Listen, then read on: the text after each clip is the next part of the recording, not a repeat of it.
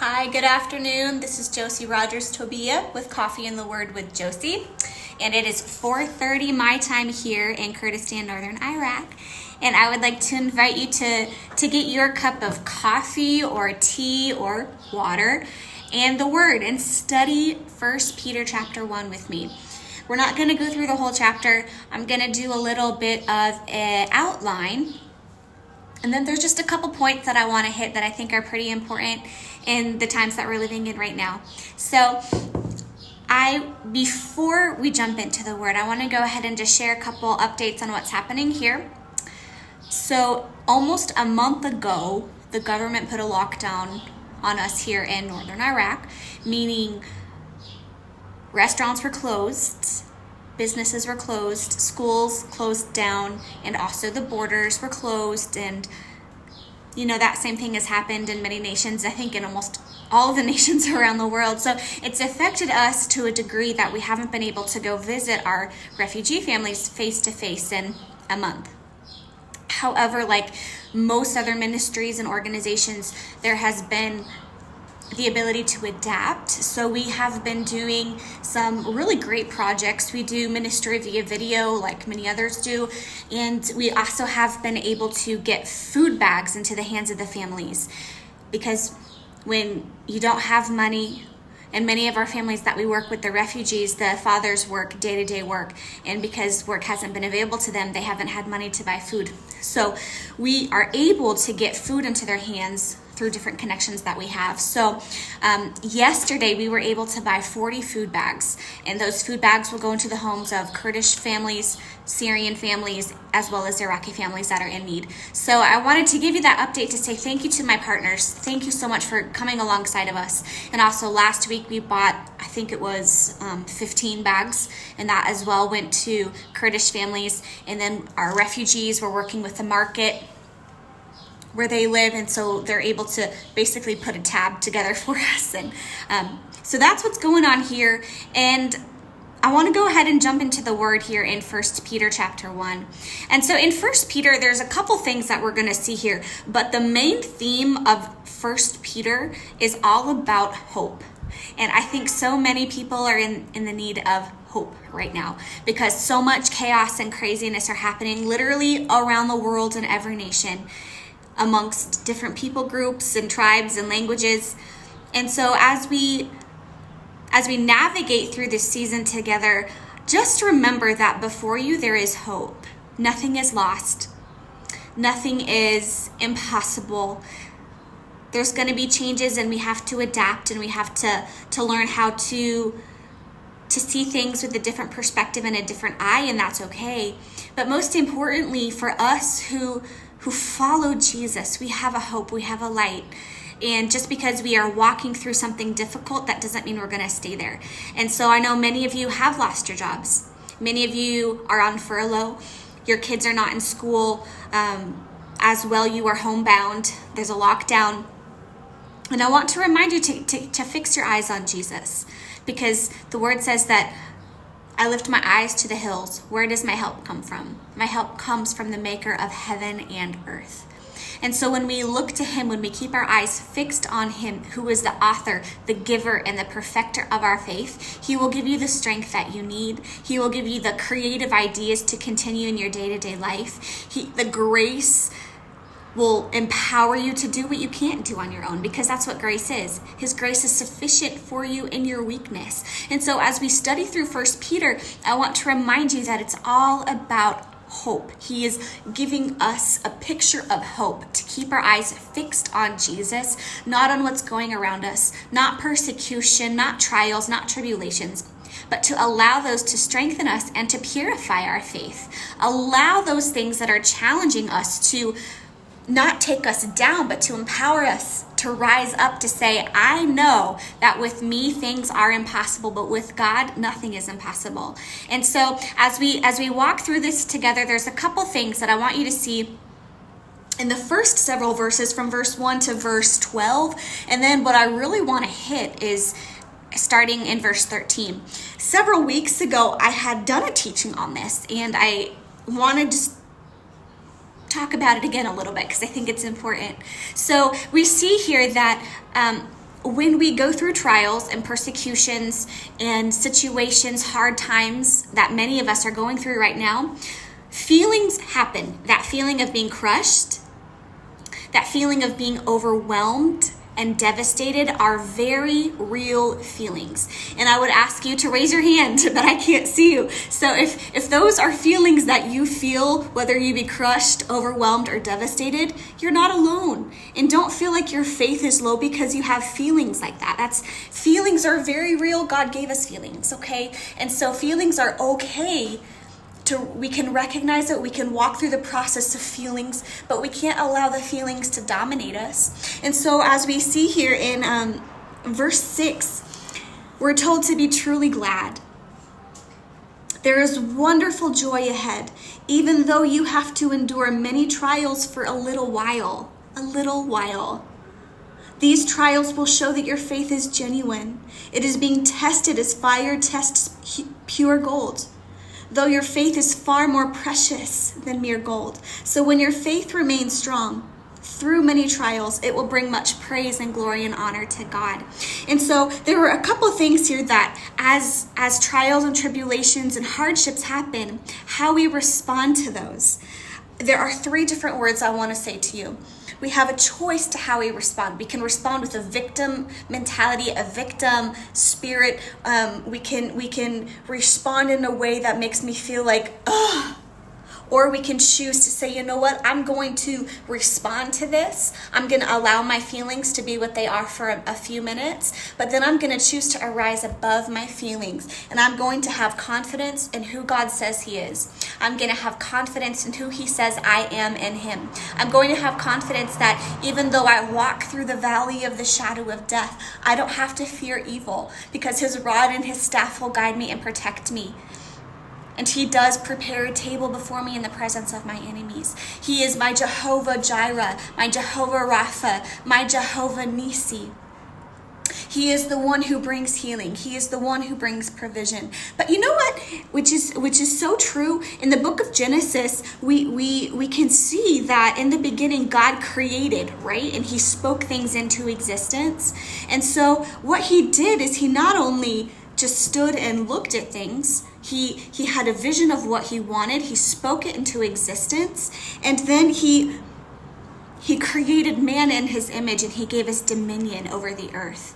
And he gave us stewardship over all of creation. And he has entrusted us to manage those things that he's given to us.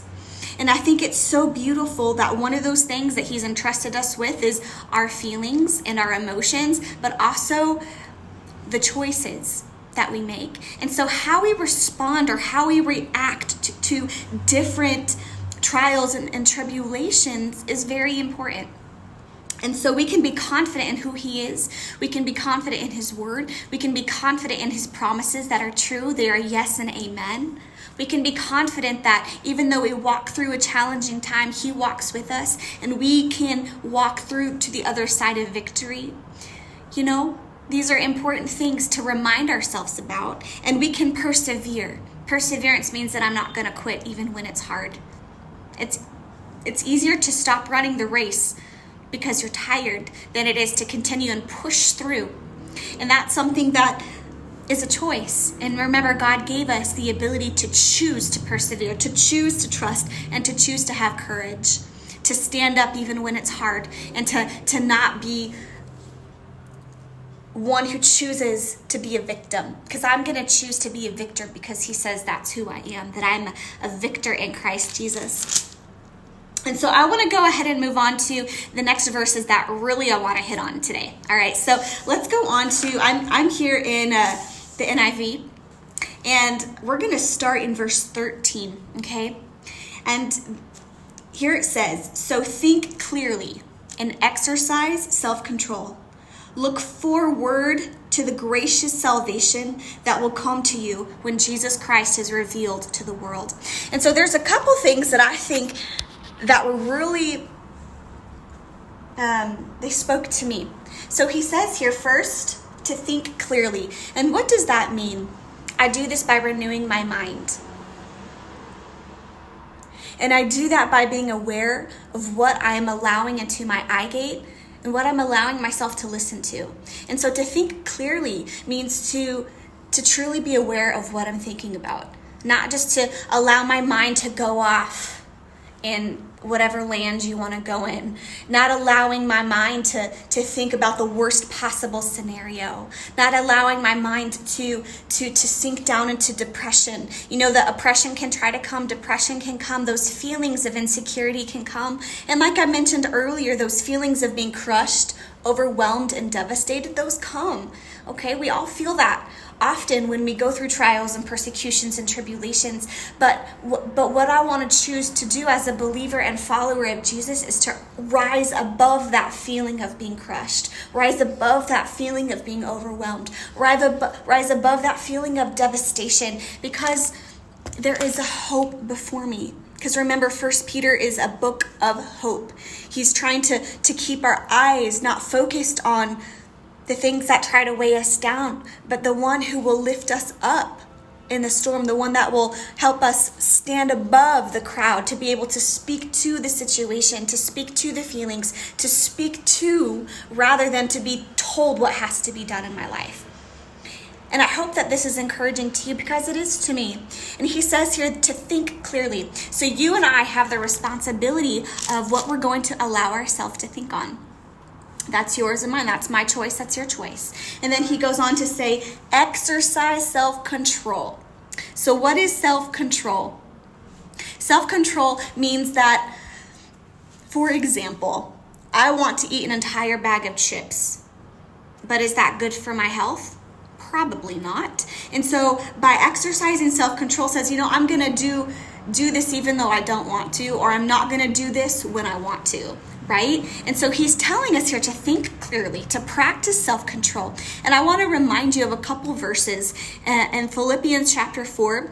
It gives us a list of things that are good for us to think on. And I want us to go there in the Amplified. So just 1 second. For those of you who just are watching now, we are studying in 1 Peter chapter 1.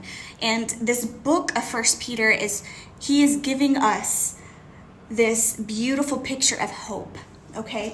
But I wanted to go to Philippians chapter 4 just real quickly and read you a couple beautiful scriptures. Okay, we're going to start in we're just going to read verse 8. For the rest, brethren, whatever is true, whatever is worthy, whatever is of reverence and honorable and seemingly, whatever is just, whatever is pure, whatever is lovely and lovable, whatever is kind and gracious, if there is any virtue and excellence, if there is anything worthy of praise, think and weigh and take account of these things. Fix your mind on them. So we see here that these are the things that we are allowed to think about. And so rather than, again, thinking about the worst possible scenario, okay, it came, but that doesn't mean you have to stay in that mindset. You can say, you know what? The Word of God says that these are the things that I can think on. And why allow fear to dominate your mind when we can choose to have hope, when we can choose to look to Jesus, when we can choose to look to His Word and not allow that weight, that heaviness to come upon us and to stay. And so we see here in 1 Peter, first he says to think clearly and then to have self-control. And I want to remind you also of Hebrews chapter 12. I guess we can go there. Why not? Why not go to Hebrews chapter 12?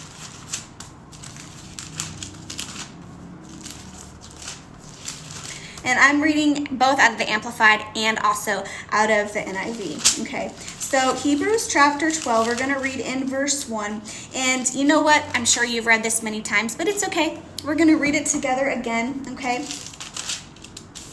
Therefore then, since we are surrounded by such a great cloud of witnesses, let us strip off and throw to the side every weight and sin that so easily clings to us and entangles us. And let us run our race with patient endurance, or with perseverance, the race that is set before us, looking away from all that will distract us,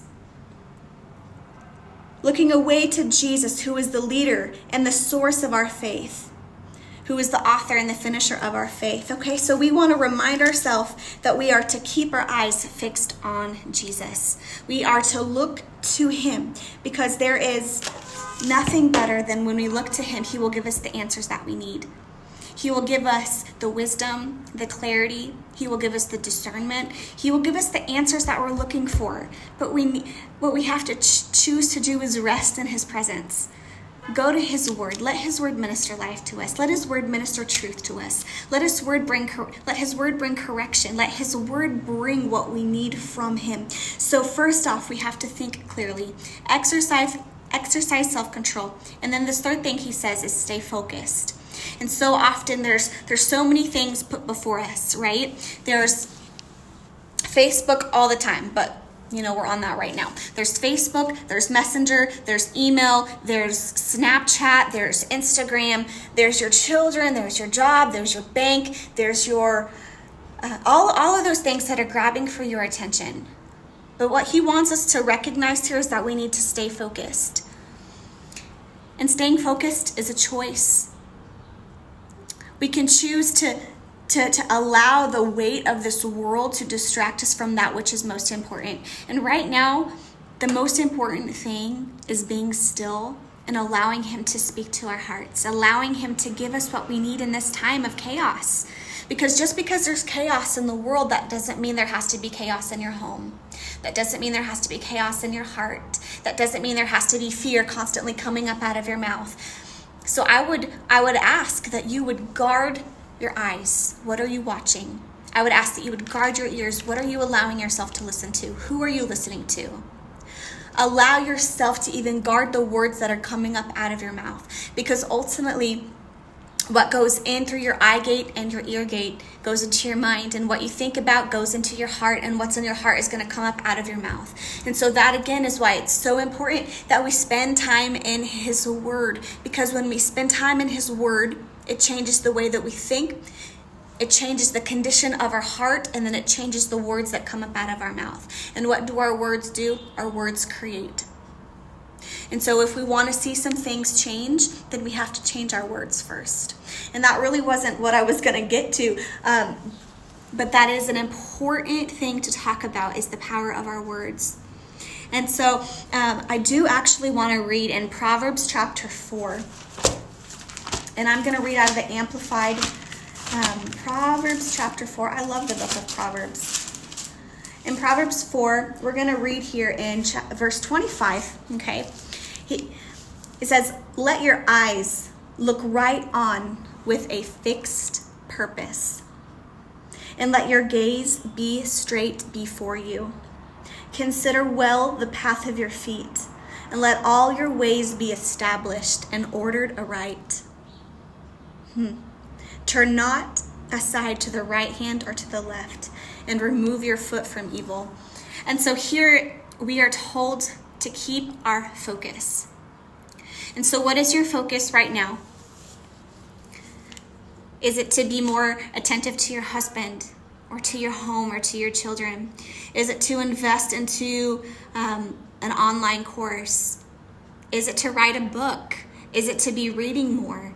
Is it to be just learning how to be still and actually watch a movie? Like, what are the things that right now during this time where life has literally stopped, what can you choose to focus on? What can you choose to think about? And so I gave you some things that you are allowed to think about according to his word in Proverbs chapter 4. And so I would ask you to think about these things and ask the Lord, Lord, am I thinking clearly? Lord, am I practicing self-control? And Lord, am I staying focused? Because these are important for us as believers, that we don't allow the chaos to intrude in our own personal life. Even though it's happening in the world, we choose to stay with a clear mind, practice self-control, and stay focused. And there's a little bit more that I want to read here. Okay, so that was verse 13. "So think clearly and exercise self-control.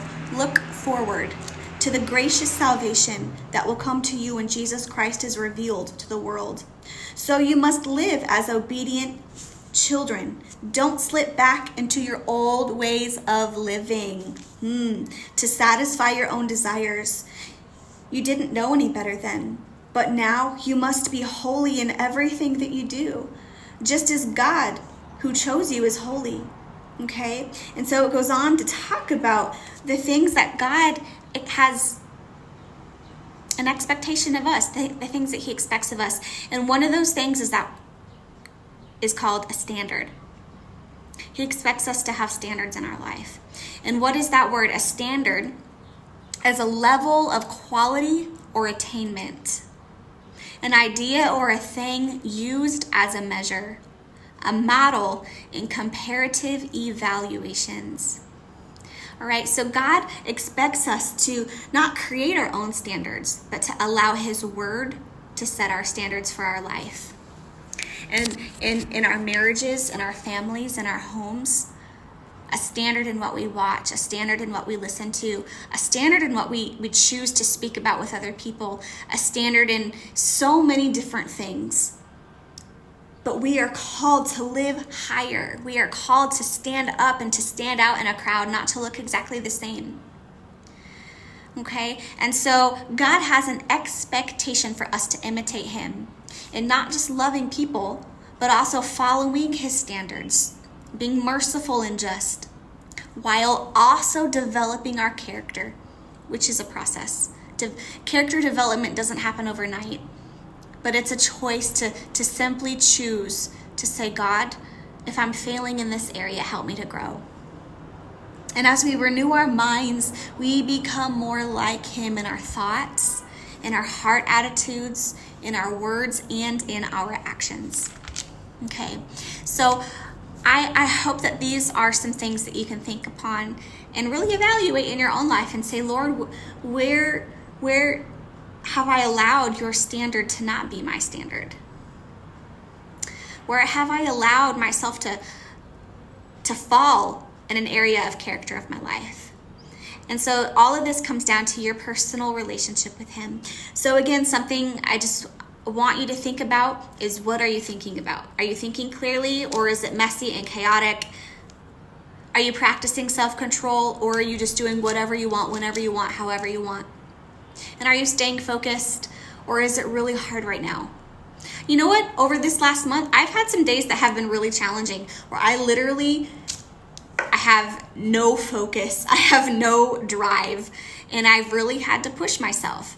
And some days, I just let myself just rest. And other days I'm like, nope, it's time to get up. I've been working out. I spend time with the Lord. I'm eating healthy. Like, all of those things are important in our day-to-day life. Taking care of the house, cooking well, taking care of my husband and my dogs, and being available to my friends. Like, our life is just not for us. And so during this time that we have available to us, I say take advantage of it. And allow yourself to grow in areas that you were weak in. And allow God to develop some things in you and to speak to you and to give you clarity. And so just a few days ago, the Lord gave me some clarity and direction on another step of some things that I'm supposed to step into. And one of those things I opened up yesterday on Facebook, inviting young women who are single, who believe they have a calling as a missionary overseas. And I said, hey, if that is you, or if you know somebody, I'm willing to be a mentor. And so I give more detail to that in the video, but there are things that God wants to speak to you about, but we have to be still before him. Let his word work in us. Let his word create his desires in us. And so his desires become our desires, and then it is fulfilled in our life. So God bless you as you watch this, and I trust that there are some great things for you to think upon and for God to speak to you. Blessings from Kurdistan, Northern Iraq, and we'll see you soon. Bye.